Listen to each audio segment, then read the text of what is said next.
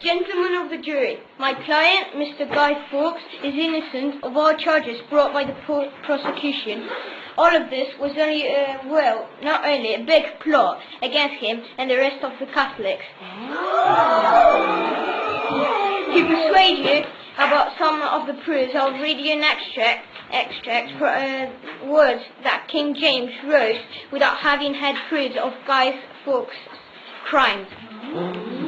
If he will no otherwise confess, the gentle tortures are to be first used, and then the uttermost part. This, my friends of the jury, proves that Guy Fawkes was tortured and accused without himself knowing what was going on. 36 barrels of gunpowder, which was so old that it probably wouldn't have worked anyway. Guy Fawkes was not a major player in this plot. He was told little or nothing about what was planned. The government should soon be able to put in new laws to keep the Catholics under control.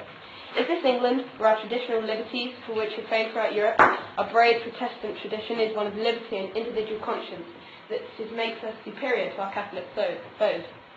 The King shall have many supporters because they have been shocked into needing him. If we let him, King James, get away with a horrendous act, we should be surrendering to a murderer, a man who will simply kill men because he wants laws allowing him to kill more. Guy Fawkes was tortured horribly. For proof of this, you need not to do more than look at the two signatures. One before he was tortured, and one after. The one after is horribly contorted scrawl, barely recognisable as writing, let alone his name. Does it not seem very convenient that as soon as the government starts to feel that our King James is not being as severe to the British Catholics as they think he should be, that suddenly a plot is devised? The plot in itself is quite dubious. The 36 barrels of gunpowder were not registered as taken out.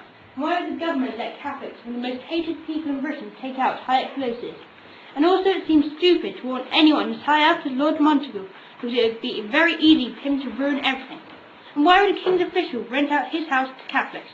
Personally, I would say the wrong men are being prosecuted, and that Robert still... I present to you the case of Guy Fawkes and his companions.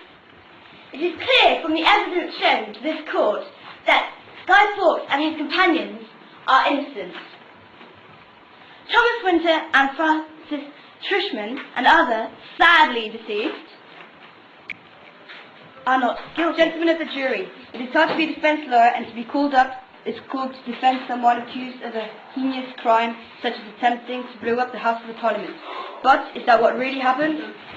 What Guy Fawkes has done is wrong. Of that there can be no doubt. But what lies beneath what he has done is a desire to see more tolerant society, where other religions have a choice as well. He is trying to end the religious persecution that exists in our country in this year of the 1605. Guy Fawkes' dedication to the Catholic cause is legendary. He has never missed an opportunity to further the cause and has always been a strong supporter, even to the extent of fighting the Netherlands. And now he stands before us, accused of trying to blow up the House of the Parliament and the King as well. But I have to ask, just how serious was this plan? It was obviously a big plan, intended to be a dramatic gesture, something that would capture the imagination that he is the one, country. because evidence says that the king and his officials didn't like the fact that the Catholics were giving mass. This could mean that they wanted to send out a warning. Now he presented information, confessions, to the court signed by my client and another fellow plotter, Mr. Thomas Winter. Now on my client's confession, the signature at the bottom is not the same as the one he usually presents. Does this mean it was forged? Or maybe he was tortured, so much that he could not write. I have strong evidence to support the fact that he was tortured, notably the statement where the king said that if he didn't own up, he would be introduced to light and then more harsh torture.